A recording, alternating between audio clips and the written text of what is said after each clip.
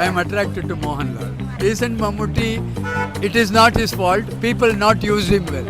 പക്ഷേ അത് ഇങ്ങനെ ഒരു ഗംഭീര പടമാണ് നമുക്കൊരു യാതൊരു നിശ്ചയമില്ലായിരുന്നു, വെറുതെ കയറിയതാണ്. പക്ഷേ ജിഗർദണ്ഡ അക്കോർഡിംഗ് ടു മീ കാതലാണ്. ക്വാളിറ്റി 2023 ഇല്ലായിരുന്നു സിനിമകൾക്കല്ലേ? അങ്ങനെയാണ് തോന്നിയത്. Friends welcome back. അപ്പോൾ 2023 ക്ലൈമാക്സിലേക്ക് എത്തിയിരിക്കുകയാണ്. എല്ലാ വർഷത്തെയും പോലെ 2023 നിങ്ങൾ കണ്ട ആ ഒരു മികച്ച തിയേറ്റർ എക്സ്പീരിയൻസ് നൽകിയ സിനിമ ഏതാണ്? അതുപോലെ തന്നെ നിങ്ങൾക്ക് തിയേറ്ററിൽ കണ്ടിട്ട് ഇഷ്ടപ്പെടാത്ത ആ ഒരു സിനിമ ഏതാണെന്ന് നമുക്ക് ചോദിച്ചു നോക്കാം. അതുപോലെ തന്നെ ഞാനിപ്പോൾ ഉള്ളത് ഒരുപാട് സിനി ഫൈൽസ് ഒക്കെ ഉള്ള IFFKയുടെ വേദിയിലാണ്. അപ്പോൾ നമുക്ക് നേരെ 2023 മികച്ച സിനിമ ഏതാണെന്ന് ചോദിച്ചു നോക്കാം. 2023 കണ്ട ബെസ്റ്റ് തിയേറ്റർ എക്സ്പീരിയൻസ് നൽകിയ ഒരു പടം ഏതാണ്? തിയേറ്റർ എക്സ്പീരിയൻസ് എന്ന് പറയുമ്പോൾ യാതൊരു പ്രതീക്ഷയില്ലാതെ അതിനെപ്പറ്റി ഒന്നും അറിഞ്ഞുകൂടാതെ ഫസ്റ്റ് ദിവസം ആദ്യത്തെ ഷോയ്ക്ക് തന്നെ കയറിയൊരു പടമായിരുന്നു രോമാഞ്ചം. രോമാഞ്ചം. പക്ഷേ അത് ഇങ്ങനെ ഒരു ഗംഭീര പടമാണ് നമുക്കൊരു യാതൊരു നിശ്ചയമില്ലായിരുന്നു, വെറുതെ കയറിയതാണ്. പക്ഷേ ഗംഭീര പടമായി അത്. ഇനി തമിഴിൽ നിന്നൊക്കെ നോക്കുവാണെങ്കിലോ മൊത്തത്തിൽ ലിയോ പിന്നെ ലിയോ ഇഷ്ടപ്പെട്ടു. പിന്നെ ജയിലറും വൻ എക്സ്പീരിയൻസ് ആയിരുന്നു. അതിൽ നിങ്ങൾക്ക് 2023 ബെസ്റ്റ് തിയേറ്റർ എക്സ്പീരിയൻസ് നൽകിയ വൺ ഓഫ് ദ ഒരു മൂവീസ് ഉള്ള പറഞ്ഞിട്ടുണ്ട്. എന്താ മൂവീസ് ഉള്ളൂ? Actually, I liked Ayyapanu Koshu. 2023 movie. Oh, 23. இந்த இயர்ல பார்த்ததுல பெஸ்ட் தியேட்டர் எக்ஸ்பீரியன்ஸ் നൽകുന്നത് இல்ல எனக்கு லாஸ்ட் பார்த்தது ஜல்லிக்கட்டு தான். Jallikattu and trans. யா அது 23 இல்ல 2023 எனக்கு ஒன்னும் நல்ல படம் கிடைக்கல. ഓക്കേ 2023ல one more time ഒരു തവണ കൂടുതൽ பார்த்த പടം ഏതാ? Any film I give interview I'll watch it 8 to 10 times. 8 to 10 times. Okay. Leo I watched 8 times. Okay. What about Kannur Squad, Mammootty's movie? It's a very average film. Very average. But in Malayalam there is so many extraordinary reviews for the Kannur Squad. Like what about you? I don't know. I've seen Mammootty's another film 2 years back. It's also about some military or something, you know. Okay. I didn't find it exciting. I liked, as I told you, I liked Tannir Mettanna Dinangal. Yeah. I liked Ayyapanu Koshu. I liked Jallikattu. As an actor, what about and trans. As Mammootty as an actor, what about your thoughts on Mammootty? And I'm quite attracted to Mohanlal. I am attracted to Mohanlal. No, 20-25 years back I've seen many of Mammootty's films. He's a very great actor. Recent Mammootty views. Recent Mammootty, it is not his fault. People not use him well. People not use him well. Directors not used him well. In case of Mohanlal, but his recent films are very flop in blockbuster. Flop. Many films flop. But I like Puli Murugan. Okay. Puli Murugan is from 2018. Whatever. I like it. 2018 നല്ലൊരു experience ആയിരുന്നു. കാരണം എനിക്ക് അത് കണ്ട് നമ്മളെ അനുഭവിച്ച കുറേ കാര്യങ്ങളുണ്ട്. ഞാനും അതിൻ്റെ കുറച്ച് ഭാഗങ്ങളായിട്ടുള്ളതുകൊണ്ട് എനിക്ക് ആ ഒരു ഫീൽ കിട്ടിയിട്ടുള്ളതാണ്. കണ്ടത് ബെസ്റ്റ് മൂവി ഏതാണ്? ടോക്ക് ടു മീ ഏതാണ്? ഇംഗ്ലീഷ് ആണോ അതോ? അതൊരു ഓസ്ട്രേലിയൻ മൂവിയാണ്. 2 യൂട്യൂബേഴ്സ് കൂടി ചെയ്ത മൂവിയാണ്. ഇപ്പൊ യൂട്യൂബേഴ്സിന്റെ കുറെ മൂവീസ് എപ്പോഴും ലൈക്ക് ഇന്റർനാഷണലി കളിയാക്കപ്പെടുന്ന കുറെ ഇതാണ്. പക്ഷെ ഇവര് ലൈക്ക് നമ്മള് തകർത്ത്. തിയേറ്ററിലാണോ അത് കണ്ടത്? ഞാൻ തിയേറ്ററിലാണ് കണ്ടത്. ഏതായിരിക്കും? കാതൽ. 2018. ഓക്കേ. 2018. ഓക്കേ. സോ പറയാൻ പറഞ്ഞ ഏത് പറയും? ഓക്കേ. ഇപ്പോൾ റീസെന്റ് ആയിട്ട് കണ്ട ആനിമൽ ആണ്. തിയേറ്ററിക്കൽ എക്സ്പീരിയൻസ് നൈസ് ആയിരുന്നു. ഓക്കേ. 2020 ബെസ്റ്റ് മൂവി ആനിമൽ ആണ്. അതെ, എനിക്ക് പേഴ്സണലി ഇഷ്ടപ്പെട്ട ആനിമൽ. ഓക്കേ. ഇവിടെ ഏതാണ്?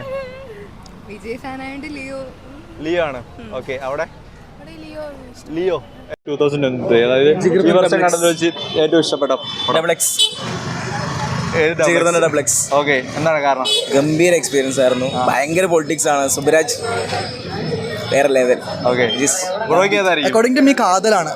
ഞാനൊരു ക്യൂർ പേഴ്സൺ ആയതുകൊണ്ട് തന്നെ ആ ഫീലിങ്സ് എനിക്ക് മാത്രമല്ല എൻ്റെ പാരൻസിനും കൂടി, എൻ്റെ കൂടെ നിൽക്കുന്ന ആൾക്കാർക്കും കൂടി അത് എക്സ്പീരിയൻസ് ചെയ്യാൻ പറ്റി എന്നുള്ളത് കൊണ്ട് കാതലാണ് എനിക്ക് കൂടുതൽ ഇഷ്ടപ്പെട്ടത്. നിങ്ങൾ കണ്ടതിൽ വെച്ച് 2023 ബെസ്റ്റ് മൂവി ഏതായിരിക്കും?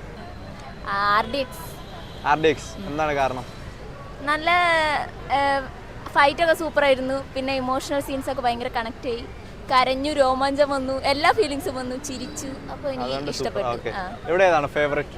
എനിക്ക് അങ്ങനെ ഭയങ്കര ഫേവറേറ്റ് ആയിട്ട് അങ്ങനെ ഒരു സിനിമയില്ല. കുറച്ച് സിനിമകളൊക്കെ ഇഷ്ടപ്പെട്ടു, കുറച്ച് അത്ര ഉള്ള ആവറേജ് അത്ര ഉണ്ടായിരുന്നു. ഇഷ്ടപ്പെടാവുന്ന അത്ര ഒരു ക്വാളിറ്റി 2023 ഇല്ലായിരുന്നു സിനിമകൾക്കല്ലേ? ഇല്ല, അങ്ങനെയാണ് തോന്നിയത്. ഓക്കെ. അങ്ങനെ IFFK വൈബ് ഒന്നുമില്ലെന്നാണ്?